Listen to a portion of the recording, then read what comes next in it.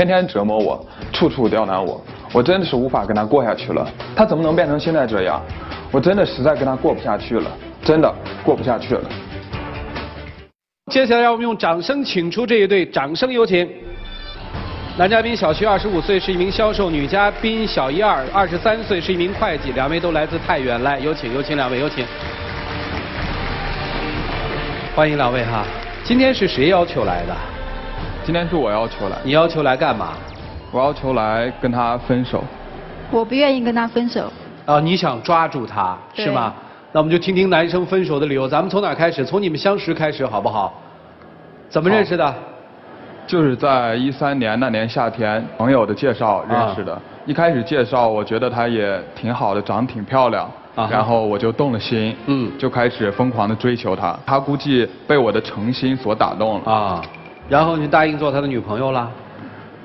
他一开始对我挺好的，天天哄我开心，上下班接送我。我什么都给他做，又给他洗衣服，又给他做饭，我把他伺候的跟公主一样，我累得和孙子一样，他还不领情，天天给我脸色看。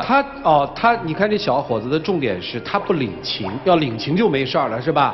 对啊，就是我给你做顿饭，然后他就嫌这个咸了，那个淡了，就是不好吃，就找茬。但是我那么辛苦给你做的。那你当初那么用心的追我，追到我之后你就变了？我知道你怎么变了呀，我没有变你，我是不是特别听你的话？说不看其他女生一眼，绝对不看；说不跟其他女生说一句话，肯定不说，是不是？但是你还天天在我耳边叨叨叨，说她闺蜜的男朋友如何对人家好，就好像我对她不好。那我那闺蜜的男朋友就对人家好呀，人家逛街走累了，人家背上来继续逛街，你什么时候在街上背过我？是我没背过你，不过你要提出这个要求，我肯定也会背你的，是不是？人家过节送玫瑰花，你什么时候送过我？你就是知道。意思送个花就是对他好了，你平时照顾我，那是不是你应该做的？你把我追到手了，你就对我不好了。实际上面就是她老拿她闺蜜的男友跟你比，是吧？对，老刺激我，老是说我这不如人家，那不如人家。那你怎么忍过来的呢？我就觉得一个男人要大度一点，包容他这些。即使他跟我这样说，我都把苦往自己一个人往肚子里咽，我不跟他计较不就行了？不容易，不容易。后来呢？后来他就嫌我不浪漫呗，嫌我不浪漫。主持人，我跟你说，有一次我带他去参加朋友聚会，玩那个真心话大冒险，说为对方做过最浪漫的一件事，他支支吾吾半天说了，在我生病的时候给我煮了一碗粥，那叫什么浪漫的事？这还不浪漫？这挺浪漫的吧？在生病的时候，是不是你最需要关怀的时候？那我生病了，你就应该照顾我呀。是应该照顾你，我给你煲一碗粥，从头暖到脚，暖心又暖胃，这还不浪漫吗？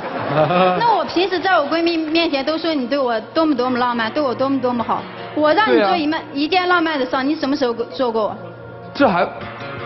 这我觉得比送一束玫瑰花来的实在吧。做一碗粥，我觉得并不浪漫呀。好。然后呢？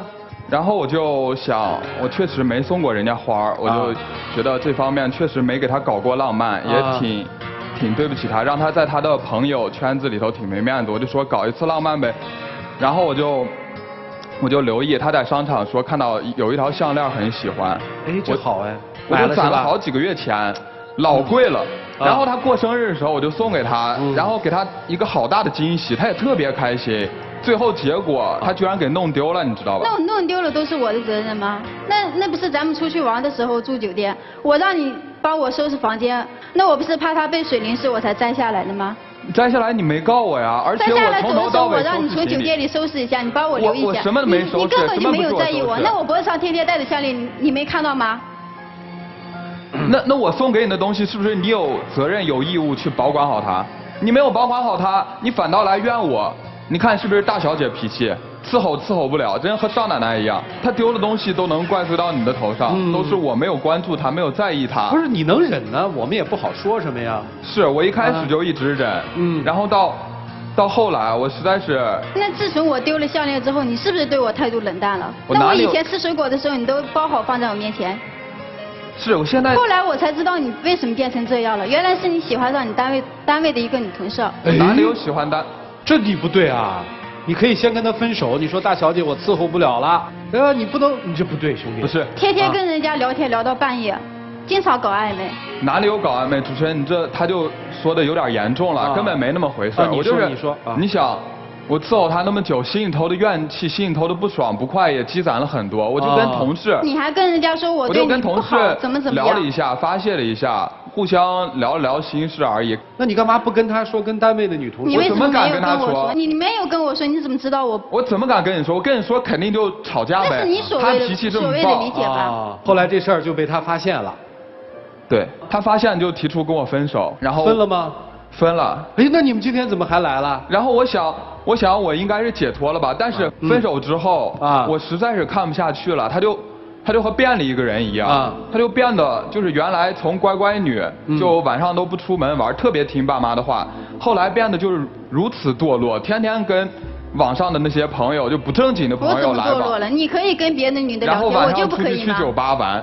你们俩不是分手了吗？他有他的人生，你有你的生活就好了吗？是我本来想的桥归桥，路归路，但是我通过一些朋友了解到，他居然把工作也辞了，班也不上，然后天天晚上出去玩喝酒，然后我就有点担心，你知道吗？特别担心。那我出去玩也没干什么出格的事儿呀。没干什么出格的事儿，但是你可以跟别的女的聊天，我就不可以出去玩。我跟都是知根知底的同事朋友，你跟的都是那些刚认识没2天你就跟人家出去玩，我怕他上当受骗吃亏，你知道吗？哦，明白了，就是虽然分了手，心里还有他，是吧？对。那你为什么把工作辞了呢？那时候刚分手，心情不好。哦，后来呢？后来，然后他爸妈，然后就打电话质问我，然后说我女儿现在怎么成这样了，和你分手。那你还好意思叫我爸妈出来呀？大晚上你叫我爸妈出来。我那天晚上是不是我决定把你重新追回来？我不想看你再这样下去，我想从那个泥潭中把你拉出来。然后我就去酒吧找他，他不跟我回去，不说，还想当众让我出丑，你知道，让我给他跪下给他道歉。跪没跪？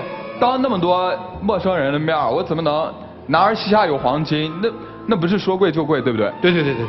然后他不跟我回去，还要继续玩，我实在没办法才把他爸妈请出来。父母来了之后呢？后来父母来了，回去之后，我为了表达我的诚意，还是百依百顺，他说什么是什么。然后他就折磨我，然后还让我跪，他说你在酒吧没跪，你现在给我跪下。在哪儿跪？那我让你跪一会儿怎么了？你既然要诚心诚意的把我追回来，我让你跪一会儿怎么了？在家跪的，我就在家给他跪了。你行。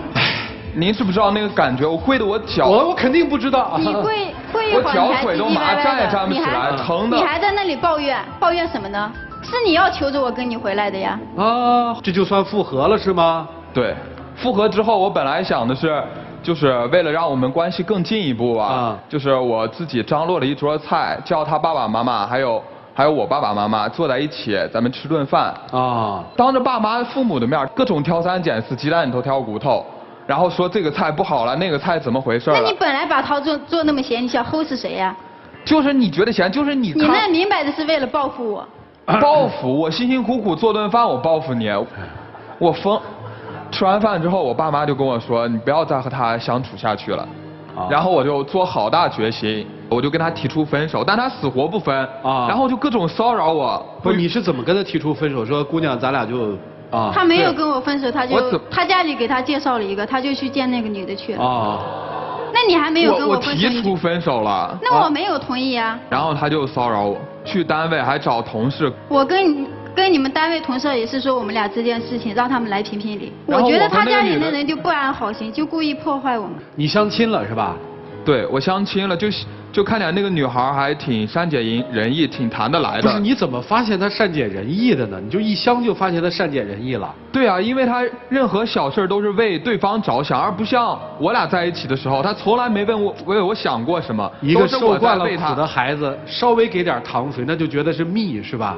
对，就特别各方面细节，我就感觉我突然从奴隶变成皇上。我就那种感觉特别好，特别好。然后我就觉得是能相处的女孩，我就想试一试。刚开始处了没几天，她不知道从哪儿就知道了，然后就打电话骚扰人家，就把我打造成那种脚踏两只船的坏人。那你本来就脚踏两只船呀。我怎么脚踏两只船？我都跟你说清楚了，好吧？你跟别的女的见面不是脚踏两只船吗？我都跟你说清楚。然后呢，那位善解人意的女士呢？然后她一开始还挺信任我的她觉得我应该不是那样做的人但是后来她就加人家微信，给人家发我俩以前的亲密照片然后生生就给我搅黄了，然后就把人家气跑了，吓跑了。我就说，既然分开了，咱们就各过各的生活，好好的走好自己以后的路。那我是不是可以这么理解？你现在还是单身状态？对。你家里给你介绍那个女朋友已经被他对特别。然后他现在跟你的状态是？他现在就是不依不饶，就死缠烂打。那你当初把我死乞白赖的把我追回来，现在你想甩就甩呀？什么我想甩就甩？我对你的好你没有珍惜，你既然不珍惜，你就不要再来烦我。好了，那应该怎么办呢？我们一起来问问老师们吧。进入丘比特问卷。男孩，我问你一个问题，除了你刚才很坦诚的说你追她就是因为看她漂亮吗？除此以外，你爱她这个人什么呢？其实相处久了，我发现没什么优点。为什么一个没有什么优点的女孩，你会这么爱她呢？而且能甘心下跪？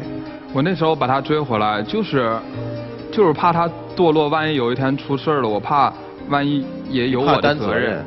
第一，你不懂什么是爱，以至于你只是看对方的外表，根本就不了解他，然后跟他在一起，居然还在一起那么长时间，受过了这么多非人的待遇。第二，你不知道如何去爱，爱一定不是简单的、盲目的一味的付出。第三一个，你根本把握不住爱，你连保护自己的爱的能力都做不到，你不配谈恋爱。女孩，你爱他的仅仅是他对你的这份付出，而且不领情。在一定程度上，你比他其实能力更差，而更危险，因为你根本就不知道如何去爱。你甚至于在失恋的时候采取一种极端错误的方式去堕落，所以你很危险。所以我觉得两位都重新审视一下什么是爱，要真正知道如何去爱，然后要真正把握住自己的爱。我认识一个女生，她跟你很像，她的男朋友跟你很像，为她剥虾壳，为她做所有的事情。然后有一天这个男的跑了，这个女生伤心欲绝，去找这个男生谈判说你为什么不要我？这个男生问她几个问题，你知道我最爱的是什么？你知道我最讨厌的是什么？这个女生回答不出来。这个男生跟她讲说，这么多年来，我跟你一起在爱着你，你从来没有真正的爱过我。多年以后，她碰到一个她真正爱的男人，她嫁给他，然后这个女生完全从一个好像跟你一样娇生惯养的公主，变成一个处处为这个男人着想的一个小女人。这个女生叫寇乃馨，这个男人就是我。没有，我的意思就是说，有时候人是这样，你碰到对的人，你会改变的。你知道，你今天是来要求他回去，对不对？对。可是你知道，你今天的态度，那种颐指气使，那种高傲，有一点骄纵的样子，这个男生怎么会回去呢？但是你知道吗？我觉得你们两个在某个程度还蛮配的。如果你们真的有爱的话，因为我觉得你是愿意付出的人，对不对？其实再多苦你都愿意，只要他懂得你对他的好，对不对？他偶尔给你一个奖励，给你一点称赞，你就愿意为他做牛做马。我讲对了没有？对对对。但是重点来是，这个女生你永远不知道什么时候该给她奖励。其实你知道，当她去酒吧救你的时候，如果那时候你可以转过来说，你来了，我等你好久，然后眼泪掉下来拥抱她，我跟你讲，她会10年都做牛做马。那个女人是寇乃馨，那个男人是黄国伦。可是我跟你讲，你不但没有这样做，你要求他当众下跪，我觉得你有表达情感的障碍。你想对他好的时候，你表达不出来，是不是？你会说反话来证明，来气他，然后证明他爱你，对不对？我跟你讲，你这样会自食其果。现在其实你们已经分手了。那我男生，我想跟你讲，你想要去外面找出口，跟人家聊到半夜，在你现在的爱情当中，其实也不好，也不对。我觉得你应该找他谈，像个男子汉跟他谈。你应该把你的感受跟他讲。如果你们真的要走在一起，你们一定要开诚布公，把你所有的感受、真实的感受，你也是要把你真实的感受跟他讲。也许暂时分开一段时间，冷静下来是好的。你一定不止一次的跟他说过，请你给我一点尊严。说过。你一定跟他说过，哪怕你对我有一点点好，说过没有？有用吗？没有。你在跪下去的时候有没有跟他说我能不能不跪？我对你这么好，你为什么要对我这么残忍？你问过没有？有用吗？他的性格本性就那样。爱情当中有多少的一退再退，就会有多少的变本加厉。你们俩根本不像相爱的两个人，相爱的两个人都很清楚，对方有底线，那是不可以触碰的红线。我们尽量的去避免这些东西，不去捅对方的心窝子，因为我们彼此爱着。你是谁呀？整个现场对男生说话都是声色俱厉，虽然你习惯了，你有对于一个人的基本尊重吗？不要说男朋友，你有对于人的基本尊重吗？这个世界上就这么一个男人对你这样，其实你很平庸，不是因为爱把你捧在掌心上，你何德何能颐指气使呢？他不懂得表达爱，有你的因素。我不需要努力也可以获得一个人的照顾，我为什么还要努力呢？为什么要自己的底线被对方一捅再捅，一捅再捅，你还能够忍受呢？我这不是现在忍不了了，我真的是佩服你那一跪呀！我们说跪天跪地跪父母，你居然能够对这么个人你能跪下去，对于这样伤害你的人能跪下去，你哪里有自尊呢？我觉得这个女生是万万不爱这个男生的，但凡是有那么一点爱，哪怕是同情，把自己所爱的人踩在脚底下，我不知道那是一种怎么样的感受。所以我觉得这样的女人根本不值得爱，但你也要学一学怎么去爱。我觉得对于年轻人来说，最主要的是学会一个边界吧。当爱情来了的时候，边界就没有了。人和人相处最基本的东西，尊重、信任、理解，如果都没有了，何谈爱情？最后那60秒钟，你们怎么去用？在这儿要提醒电视机前的观众朋友，下载使用天天圈，提出情感问题，就会得到导师们的在线解答，并有机会在爱宝中得到涂老师1对1的指导。使用微信摇电视参与互动，点击左上角的宝箱抽取现金卡。想好了，就可以向对方去表白了。一起进入柔顺拉芳黄金60秒。在以后，我希望你学会爱，不要再这样。我也希望你能遇到那个真正爱的人，然后改变自己，然后找到自己的幸福。咱们还是各走各的，各找各自的幸福。我觉得我也学到好多。我知道不能一个人一味付出，两个人应该相互的。怎么爱？这个永恒的话题永远是值得我去慢慢摸索的。听了老师们的对我的评价，我知道我以前做错了，我知道是我的不对。